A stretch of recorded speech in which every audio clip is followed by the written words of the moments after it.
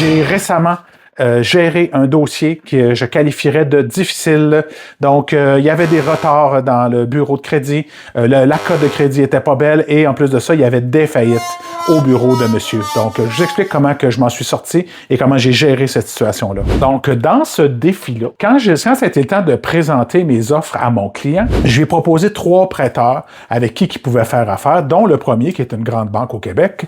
Donc, j'ai dit, écoute, les chances sont faibles, mais on va quand même l'essayer si ça fonctionne. C'est la meilleure option. Donc, on a décidé de soumettre chez ce prêteur-là en se croisant les doigts. À ma grande surprise, quelques semaines plus tard, quand la banque a fini d'analyser la demande, je reçois la réponse et ils ont décidé d'accepter d'aller de l'avant dans ce financement-là.